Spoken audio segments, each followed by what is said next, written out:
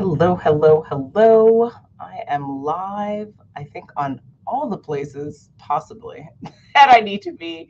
Hello, happy Juneteenth, happy Father's Day. What a blessed day today. And like a wonderful, beautiful day to be able to celebrate fathers, Black fathers, and then, of course, African American history, which is, in fact, American history. So super excited to come on, and it's not going to be a big or long book club. Just wanted to come on and just share some thoughts for the book that we read for this month. So let me show you the cover. So excuse the grease. I have greasy hair. Blackness Visible. It is Essays on Philosophy and Race by Charles W. Mills. It was intense. There were a lot of tabulation happening. There was a lot going on in this book. So let me go right into my deck so I can share with you what we're doing. So talk a little bit about introduction of me if you don't already know who I am. Long story. Book summary, of course. Juneteenth. I think it's only appropriate to have some thoughts and conversations around this beautiful holiday that shall always be hopefully celebrated and hopefully honored across across all of the United States and beyond, hopefully. And then, of course, next steps for the book club. So blogger, coach, speaker, DEI professional. I am a podcaster. I'm a writer, author. It's a lot. So best places to like learn more about me, Natasha Nurse, my story, definitely the blog, dressingroommate.com. And then what I'd love for folks to do is then check out the podcast, wokenfree.com. That's always really entertaining. We just hit 250 episodes. Super exciting. Me and my husband have done this, oh gosh, 20 September 5th, my birthday, 2017 is when we started. So it's been a minute, and it's been a long ride, and we look forward to all the new content that we get to talk about and all the new subjects, pressing news, everything like that. Check it out. All right. So that's enough about me. Let's get into the book a little bit. So this book was a bit of a struggle for me because, I think and my family's from Jamaica, but I absolutely born and raised in Manhattan in New York. And so proud African-American, proud Jamaican-American.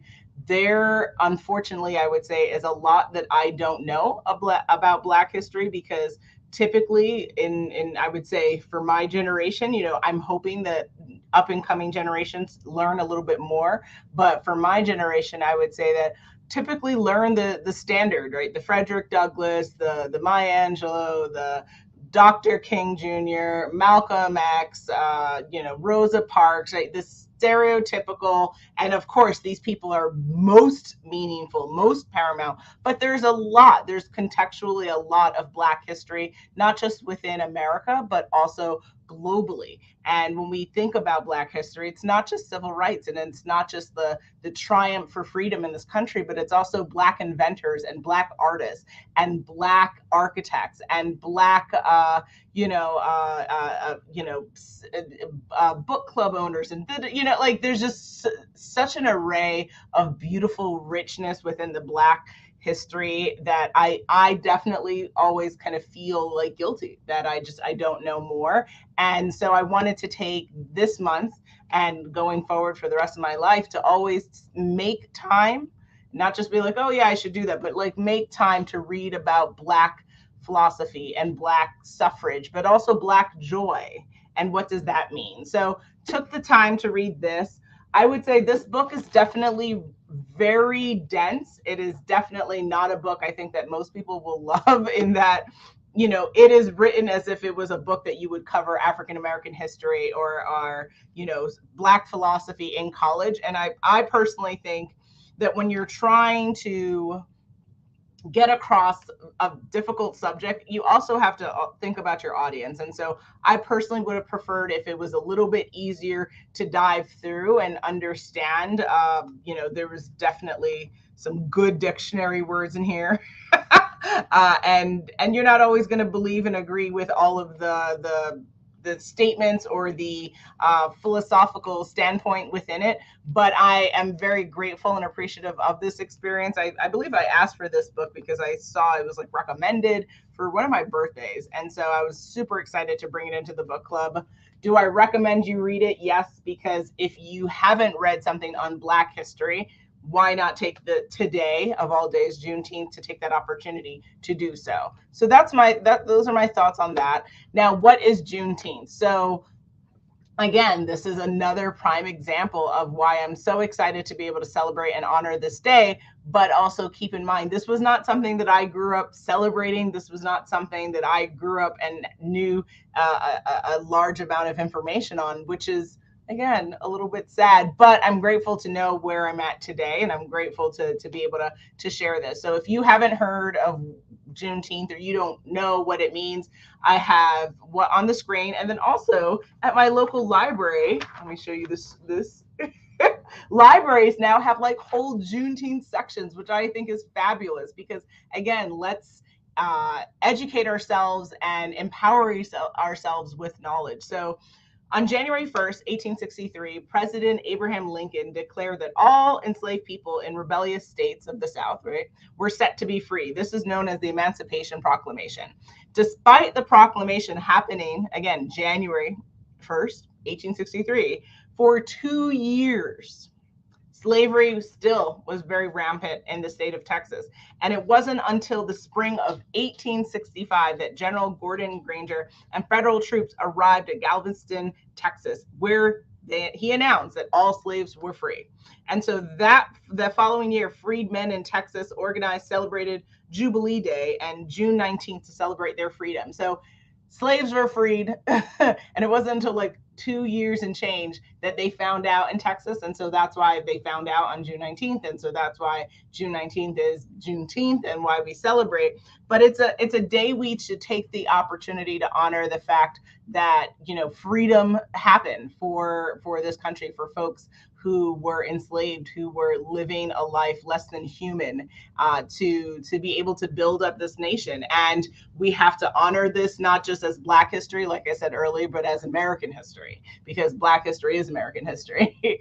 And also, what I think is a wonderful ways to honor Juneteenth is educate yourself, read up on it, consume content around it. There's like so many great things you can find online. I found like a Juneteenth quiz where you can like quiz yourself to know different stats around this. You can read books, you can read articles, you can consume film, you can support Black-owned businesses. I want to say that loud and proud. I can't wait to go and support a Black business today. I think I'm going to get some cool body products that I really have been digging recently.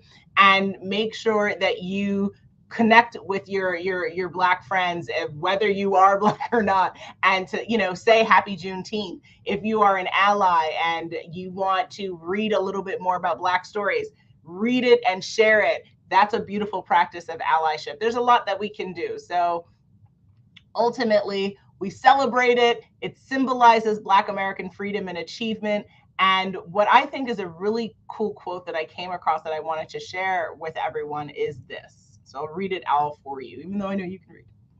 We must become bigger than we have been, more courageous, greater in spirit, larger in outlook. We must become members of a new race, overcoming petty prejudice, owing our ultimate allegiance, not to nations, but to our fellow men within the human community. Haile Selassie. You know how I am about names. Forgive me if I said that wrong. What do I love most about this quote is that this part of we must become bigger than we have been, right? So understanding and acknowledging that we haven't always behaved the best as human people in the world, regardless of if we go beyond African American suffrage in America, right? And that we must become members of a new race, overcoming petty prejudice, owing our ultimate allegiance not to nations for which we live in, right, but the greater, our fellow men within the human community. So what is this ultimately speaking to? It is speaking to the fact that we are technically one race, the human race, regardless of your color, regardless of your creed, regardless of your nationality or ethnicity. We are all human beings, all deserving of respect. We are all deserving of joy, of the opportunity to pursue our dreams, to be seen, to be heard, and it is a beautiful thing. So I encourage you today to take the time, again, to celebrate, to understand a little bit more about this African American history as well as American history, to support Black-owned businesses, to support Black folks, Black and brown folks in your life who are descendants of multi-generational trauma. And then, of course, to just have a beautiful, wonderful Father's Day, and to celebrate the fathers and the godfathers and the uncles and the male role models who are showing up in each other's lives and children's lives and people's lives and making the difference every single day. All right. So food for thought. Talking about race is never optional, whether we're talking personally, whether we're talking in the workplace. We have to normalize the conversation of race because we aren't over racism and bigotry and bias in this country. And for us to change the landscape of this world, it starts with each and every one of us. So I encourage you to do that. Next, Black history is deeply complex. There is the African American slave trade that not only impacted and ran through America, but we also, like, of my generation, I know that I am a descendant of a slave in Jamaica, right? And so the Caribbean effect. And then, of course, slavery is still not technically over in the current day times. So there's a lot that happens within Black history. I encourage you, as I myself have to encourage myself, to continue on the journey of education, to continue on a journey of giving myself grace, because it is challenging to feel like you don't know enough, but at the end of the day, we're never going to know enough. So start today, learn something new, practice the art of allyship. If you're like, Tosh, what is allyship? Okay, there are tons that you can Google. Feel free to reach out to me. I'll share my email address at the end of this as well. But you are absolutely in control of how you define it, how you set the tone for allyship for you, whether that's economic support, whether that's spending intentional time listening, hearing, being a part of conversations with people that don't look like you, that come from different walks of life than you.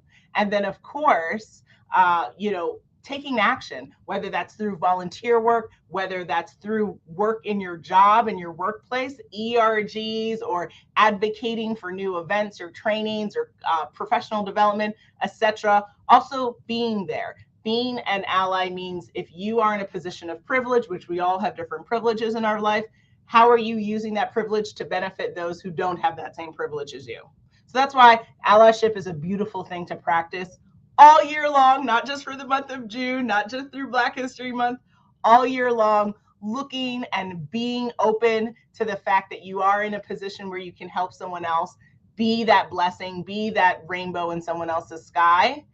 And if you're done with that, I could go on forever, so don't tease me or don't tempt me with a good time. I want to just share what's next, which is for July, we're going to change shifts, right? So we went heavy and we went deep and we went in on Black history for this month, of course. And then next, we're going to go a little bit different. So I also got this book for, I think it was Christmas I got this book. And I know it's like, Tosh, you get it. Yes, I'm backed up on my reading, guys, but that's okay. We're here. I'm here. So Julie Murphy wrote this book, If the Shoe Fits. I fell in love with the cover. First of all, as a bigger bodied, luscious woman, I always love reading about delicious stories where the female protagonist is a bigger body beauty. And I figured, you know what? I need a little bit of romance in my reading and joy. I get my lovely romance in Young and Restless, shout out to them, and of course other content that I consume, but I always love reading about love. I am a walking, talking, bleeding heart. And so for me, it always makes me blush, and I'm just like, ooh, this is juicy. So I encourage you to join me for this. This is going to be really fun.